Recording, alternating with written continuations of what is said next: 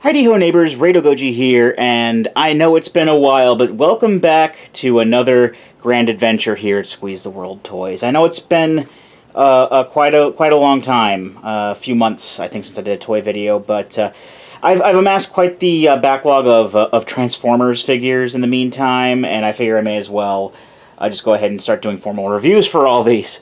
So, what better way to announce my return than by reviewing a figure from the most recent Transformers line? Yep, today we're going to start looking at figures from the new, newer War for Cybertron Siege line. After the Prime Wars trilogy was done, Hasbro went on and started making a new trilogy of sublines in the Generations line called War for Cybertron, not to be confused with the video game of the same name. The first of these sublines is currently in effect right now, and that is Siege. And the basic theme of War for Cybertron, at the very least Siege, is, well, War for Cybertron. All the alt modes of the figures are more Cybertronian in nature rather than, Earth-like. You've got a lot of weapons that come with it. There's weapons upon weapons upon weapons in this line. There are Battle Masters, which are Legends-class figures that can turn to weapons, and also come with neat little blast effects and whatnot that you can actually affix to some of your figures to make it look like they're firing guns or getting hit by guns. Micromasters make a return here, but those Micromasters can also combine into weapons that the larger figures can hold. There are even Weaponizers, which are Deluxe class figures that can separate into several weapons. So that's a lot. And of course, all of our normal figures will come with weapons as well. But we'll get to that when we get to that. But anyway, we're going to start off the line by looking at the first figure I got for the line, which is Hound here. Now, I'm fairly sure I haven't discussed Hound before. As far as the TV show is concerned, Hound was one of the first Autobots in the show. In fact, he was pretty much there from the very beginning. Although he was killed off, at the very least off-screen in the movie. His toy was discontinued, so I'm fairly sure we didn't see him in Season 3 onward. Hound was actually meant to be the tag-along character for the tag-along kid Spike. Thus, he was given the personality of being incredibly fascinated with Earth. However, by the time the pilot was over, the tag-along robot, Bumblebee, was paired up with tag-along kid Spike. So, Hound really didn't make too much else of an appearance for the rest of the show. He was just kind of there. But as far as special abilities go, he can make holograms, which always kind of confused me because they had someone in the group named Mirage, but Mirage couldn't make the holograms. But he could turn himself invisible, and you'd think that the Scout, Hound, could make himself invisible for espionage purposes. But I don't know, I didn't write the show. Or the characters. I know a lot of character traits were between comics and the show, and whatever, I digress. So, the Jeep form here is supposed to be more of a Cybertronian Jeep, but in this particular case, it doesn't look too far off from being an Earth Jeep. And I also do have Toy Hack stickers on here, so the detail that you see here may not necessarily be indicative of what you get in the regular toy. But what a lot of the Toy Hack stickers seem to do is take a lot of the Cybertronianness out of the alt modes and make them more like the Earth modes, or Earth counterparts to the vehicles, and quite frankly, I'm more fond of that. So I really don't have too much of a problem kind of going for that. The downside, though, I don't know, downside, I guess, depending on how you look at it, the figures do come with, like, battle damage painted on because, it's a war and all that. And Toy Hack stickers do tend to cover a lot of that up. I don't mind the fact that the battle damage is on there. I'd rather it not be on there. But sometimes the covering up does leave it a little bit inconsistent, which is kind of a bummer, but there you go. But the vehicle mode is very nice. It can roll around. quite easily. I've never been the biggest fan of Hound myself, but I picked up the figure because it was on good recommendation from many reviewers, and I actually really do like it. So anyway, Hound actually comes with, shock of all shocks, a few weapons here. Now I'm kind of just reading off of a list here off the Transformers wiki, so I don't know if the names actually correspond to the regular guns. I don't think I have the instructions for this guy anymore to really tell. But we've got the, I'm fairly sure this is what this is, the W5 Holo Beam Refraction Blaster.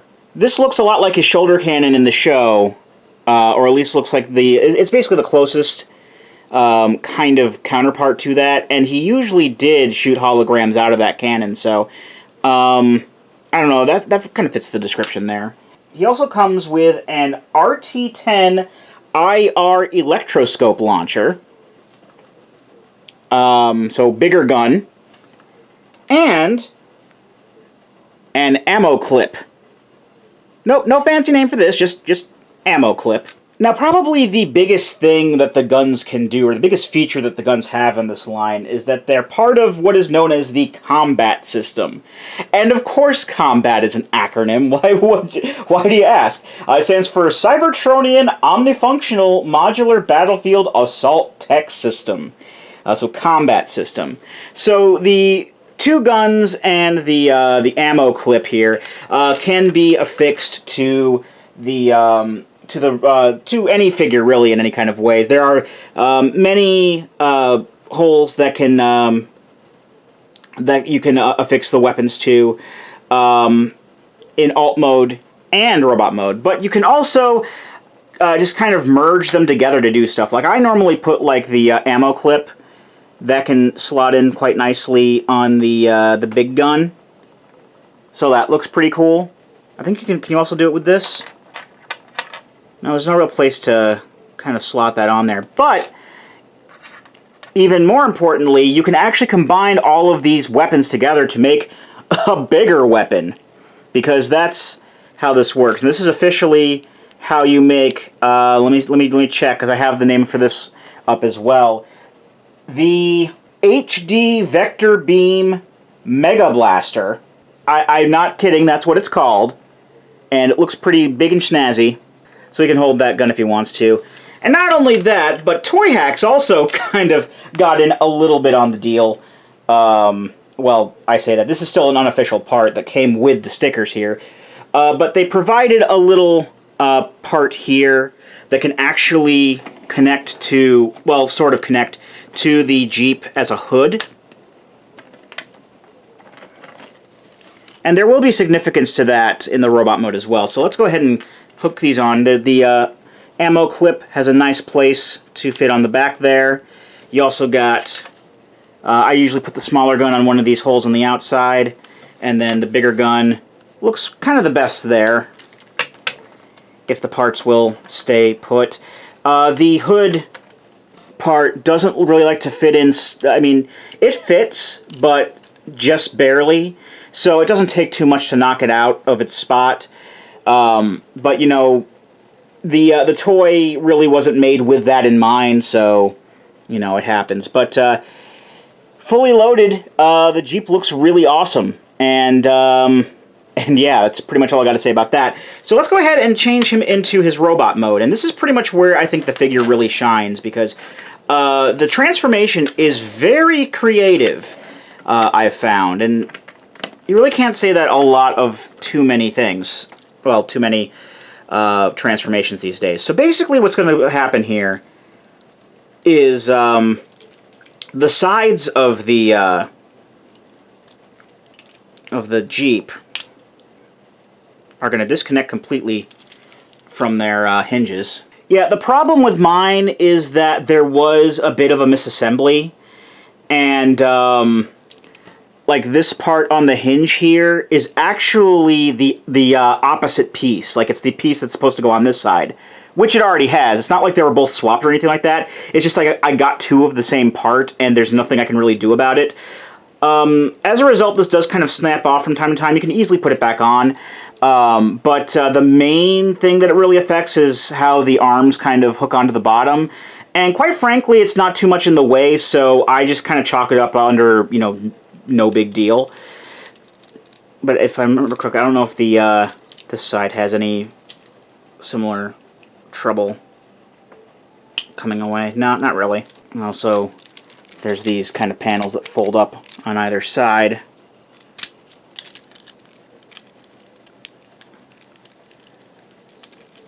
There we go. That's how it's supposed to be. One moment while I try to sort this out. I'll figure it out as we go. It's not wanting to go back on the way it is now, so unhook the, kind of just get the roof out of the way here, and these parts will just come, we'll actually undo the arms on the bottom as well, and the back will just kind of come down. Let me show you on the good side here, and swing back.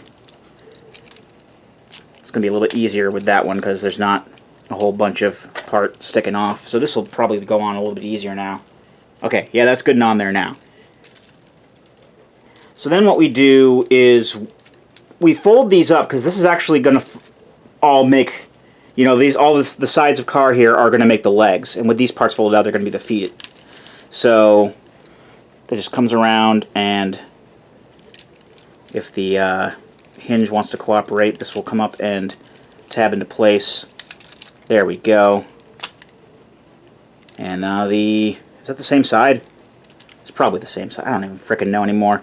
I know it's been said many times these days, but durability is not at the forefront necessarily of Hasbro's engineering department. So the arms can now kind of fold out like this. The whole hood and front assembly can come down and reveal the head. And then the back just kind of, the hood just kind of folds up into the back.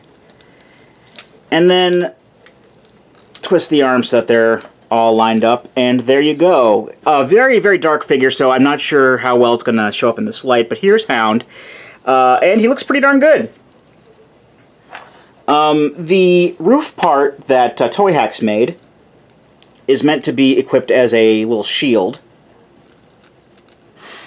So that was nice of them to make. They really didn't have to do that. I don't really recall Hound having a shield, but there you go. And you can just kind of give the weapons however you want.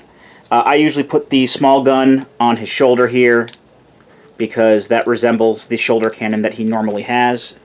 If I can just get parts out of the way to put it on there, there we go. And then I'll just take the bigger gun, put the ammo clip onto it. My clumsy hands don't drop it. And there you go. He's got his gun. So yeah, overall very cool. I do like the transformation when pieces stay in place, but yeah, like I said, very, very, I don't know how I can compare it to the original figure, because I never had the original figure, so I don't know how the transformation compares to that, but I think it's very creative compared to most transformations we do get these days, and Siege has been kind of forthcoming in creative stuff, so I'm looking forward to more things. I've pre-ordered a few figures that I don't have yet, and I have a few other Siege figures that I'll be showing off as time goes by. But yeah, I do recommend Hound. I picked him off of Amazon. I don't know how much he's going for now. I got him around the time he came out, so I got him for retail, which is like $20 because he's a deluxe class figure. So if you can find him for retail, great. It's pretty much up to you how much you're willing to spend. But yeah, I do recommend you pick them up if you can get a hold of them for a good price.